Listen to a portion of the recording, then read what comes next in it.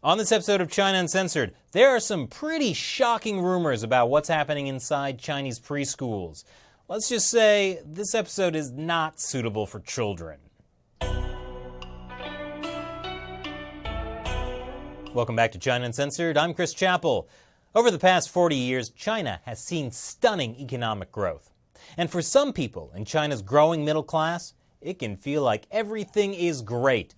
And there's absolutely no downside to living in a country where they're allowed to make money as long as they keep their mouths shut on politics. I mean, does politics really affect our lives? So it comes as a shock to many in the middle class that the same authoritarian regime that's okay with arresting anyone who speaks out and savagely torturing Falun Gong practitioners is also okay with letting horrible things happen to people they love, like their children. I take you now to the RYB kindergarten and daycare in Beijing, an expensive school targeting upper middle class families. According to the school motto, it's where children take their first step to a colorful life. Why, look at all the eager parents flocking to enroll their kids. Except that's not why they're there. They're protesting. Police are investigating allegations of horrific abuse that went on inside. The youngest victims, only 3 years old. Parents are accusing teachers and staff at RYB kindergarten of sexually abusing their children, making them stand naked as punishment, stabbing them with needles, or making them swallow suspicious white pills. Wow.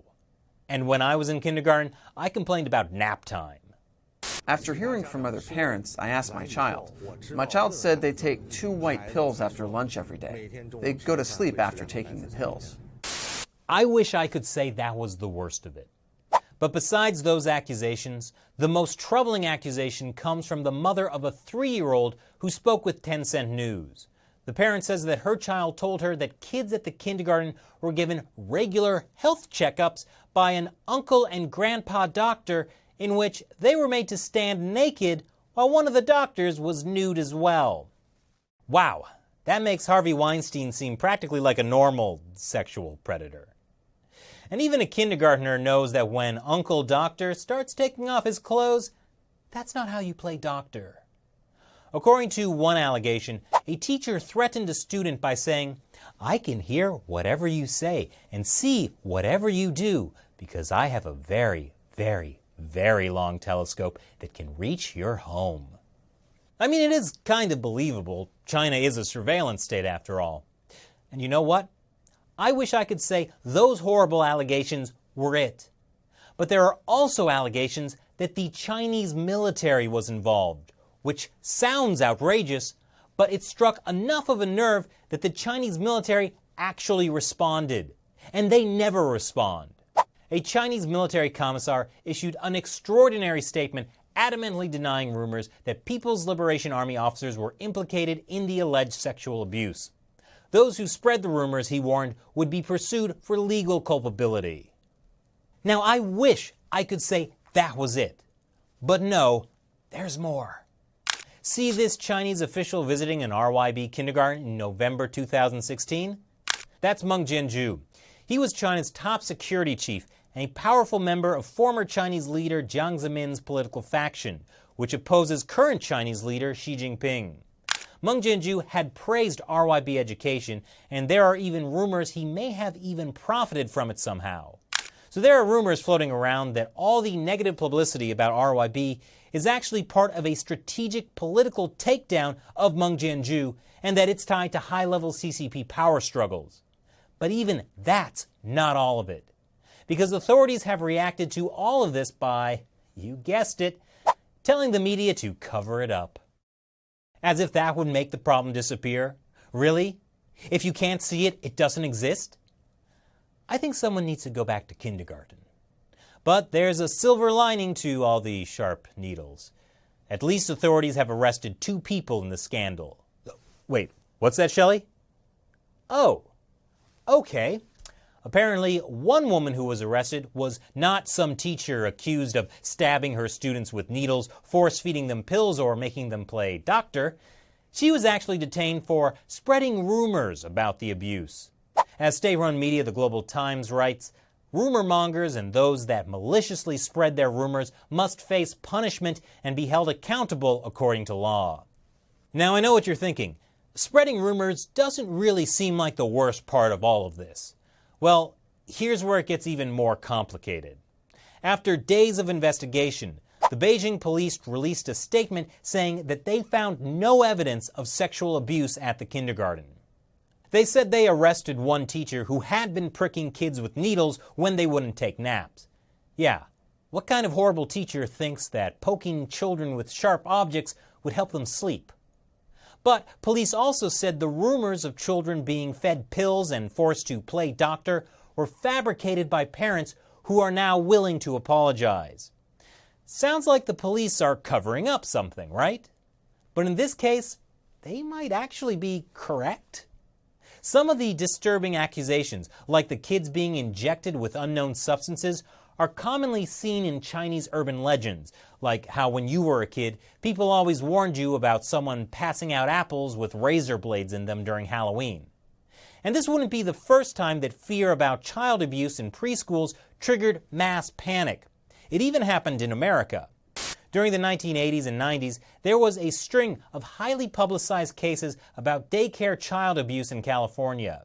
It made the national news. Accusations of sex abuse, satanic rituals, even drinking giraffe blood in front of children. Authorities now believe that at least 60 young children were victimized, and that the ultimate number could well be much greater. The evidence was based primarily on interviews with the children. Several daycare teachers were thrown in prison, only to be found innocent and released years later with a big fat apology and millions of dollars in compensation for wrongful imprisonment. It turns out child testimonies are unreliable because kids often tell you the answers they think you want to hear. I mean, adults do that too, I guess. But when bad stuff might be happening to your kids, you freak out. It's what you do. Which is why, when it comes to RYB education in China, even a seed of truth can quickly snowball into mass hysteria. And some of the accusations are apparently true. The needle stabbing part, for example. I mean, there's photos of the needle marks. And this is not the first time scandal has hit RYB. RYB Education operates 1,800 kindergartens and daycares across China. It's worth over $750 million. It's also listed on the New York Stock Exchange. And as they say, mo money, mo problems with rampant child abuse. In 2015, 4 teachers at an RYB Education kindergarten in Siping, northeast China, were charged with using sewing needles to jab more than 20 children on their heads, mouths, and limbs. Okay, seriously, what is it with the sewing needles? And earlier this year, at another RYB Education kindergarten, a teacher was caught on video kicking a child. So there's already widespread public sentiment that something might be wrong at RYB Education. But with some of the more recent accusations, the evidence is harder to find. There was video of a toddler telling his parents that his teachers gave him white pills to make him sleep. But that video has been taken offline. And it was only a child talking to his parents, not first-hand evidence. That doesn't mean it's not true. There's just a lack of evidence.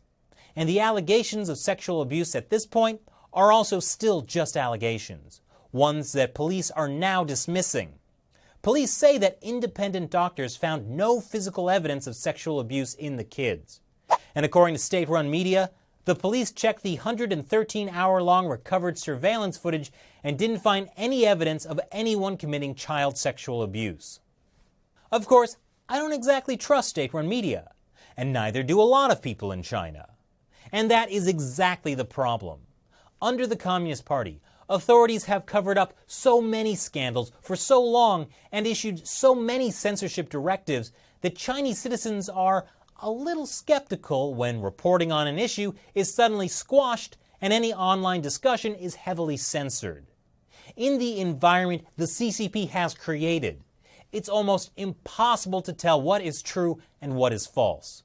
So it's basically like one of those choose-your-own-adventure novels, except it's choose-your-own-conspiracy. Do you believe there was sexual abuse? Turn to page 61. Do you think the military was involved? Turn to page 84. Did this involve high-level power struggles within the CCP? Go directly to jail. The public outcry over all of this is totally understandable because there's so little trust that authorities will expose abuse even if they find it.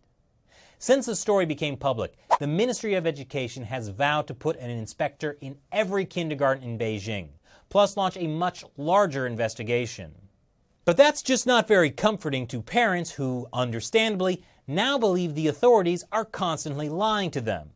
And child abuse does happen in China.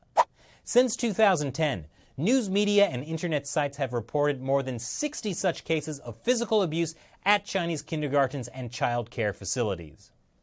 State-run Xinhua has reported 968 cases of sexual abuse against children were recorded nationwide between 2013 and 2015, involving at least 1,790 children, with many remaining unreported.